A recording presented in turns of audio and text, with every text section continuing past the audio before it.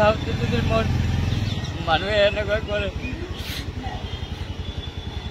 মই কি কৰি খাম? মই ৰাজনীতিটো শেষ কৰি দিলোঁ। গতিকে ইয়াত আৰু ক'ব লাগে ধুবুৰীতো দিব খুজিছিলোঁ, তাতেও দিব পৰা নাই। ইয়াতে যদি ওচৰতে খাব নোৱাৰোঁ, ক'ত যাম?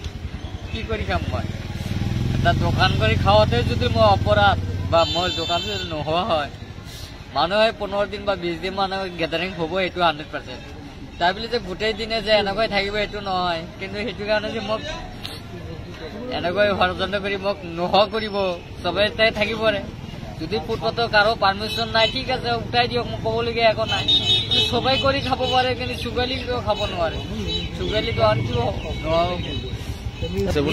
এইটো নহয়, এইটো কোনোবা হাতৰ ই আছে, ইয়াত ৰহস্য আছে, ইয়াত দুৰ্গত মানে লুকাই লৈছে। যিহেতু মোৰ দোকানত অলপ ভিৰ হয়, কাৰণ চুগালি ভাল পোৱা মানুহে বহুত আহে। চুগালি দোকানে অলপ চাহটো ভাল পায় আৰু চুগালিক মৰম কৰে মানুহে। মোক মৰম কৰাৰ কাৰণে মোক 10 টকাটো ডাঙৰ কথা নহয়। আজি মোক 10 টকা মৰমত চাহ খাই দিয়া বুলি নহয়, এইটো মৰমতে 10 টকা মোক দিয়ে।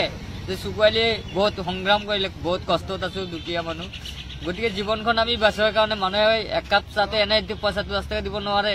সেইকাৰণে এক কাপ চাহ 10 টকা দি লয়। মানে ভাল পোৱাৰ কাৰণেহে মানুহ আহে। সেইকাৰণে চুগালিক 10 টকা দি আমাক সহায় কৰে। সেইকাৰণে মানুহে অলপ ভিৰ কৰে। কিছুমান ল'ৰাবিলাকেও থাকে চেল্ফি ফটো লৈ ভাল পোৱাৰ কাৰণে, কিন্তু তাৰ মাজতে এনেকুৱা সেইটো লৈ কিবা ইছ্যু চলি আছে। মোৰ ধাৰণা এইটো, কাৰণ আমি মিউনিচিপালিটি আমাক যিহেতু ৱাৰ্ণিং দিছে, যাত ইয়াৰ পৰা আমি কিবা এটা মানে কমপ্লেইনো দিছে, মিউনিচিপালিটি মোক জনাইছে। মই নাম নকওঁ ইয়াতে, কিন্তু আমাৰ ইয়াৰ পৰাই মানে কমপ্লেইনটো দিছিলে। কিন্তু সেইটোৱে আমাৰ এটা মানে সন্দেহ হৈ আছে আৰু কি। আজি আহি দেখিলে দোকানটো নাই, মই এতিয়ালৈকে পোৱা নাই। আৰু প্ৰশাসনৰ সহায় লৈ আমি কি কৰিম?